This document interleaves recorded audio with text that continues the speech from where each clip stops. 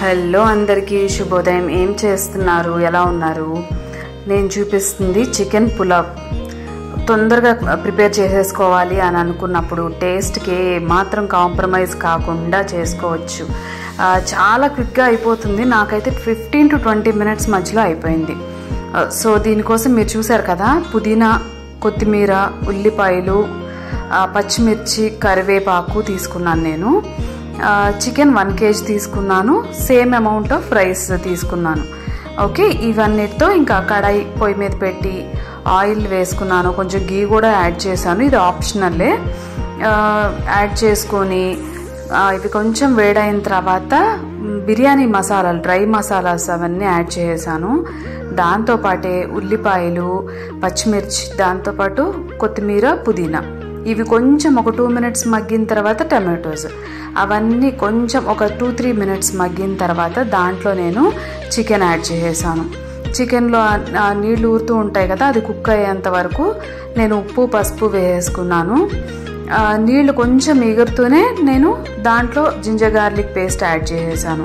ఈ ginger garlic paste వేయగానే ఒక మంచి అరోమా వచ్చేస్తుంది అనమాట. సో ఒక ఫుల్ లెమన్ని స్క్వీజ్ చేసేసాను దాంట్లోనే.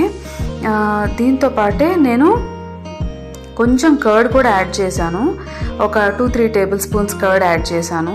అది ఎలా అంటే కర్డ్ లాగా కాకుండా మజ్జిగ చేసేసాను పల్చగా, ఆ కర్డ్ ముక్కల్లాగా కనిపించకుండా ఉండటానికి. సో ఇవన్నీ యాడ్ చేసిన తర్వాత ఒక్క విజిల్కి కుక్ చేసి అలా ఉంచేసాను అనమాట. సో అది కుక్ అయిపోయిన తర్వాత కుక్కర్ ప్రెషర్ రిలీజ్ చేసిన తర్వాత అదే వాటర్ని కొంచెం అదే వాటర్లో ఈ బియ్యం నానబెట్టి పెట్టుకున్నాను. నేనైతే 4 glasses బియ్యం పెట్టుకున్నాను. గ్లాస్కి గ్లాసున్నర వాటర్లో నానబెట్టి పెట్టుకున్నాను అనమాట.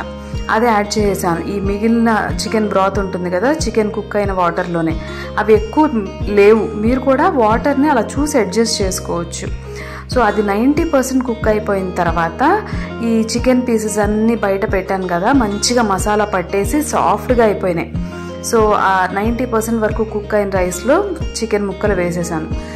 ఎంత టేస్టీగా ఉందంటే చికెన్ మంచిగా సాఫ్ట్గా కుక్ అయింది ఒకటి, ఇంకా మసాలా రైస్కి అంతా కూడా పట్టింది.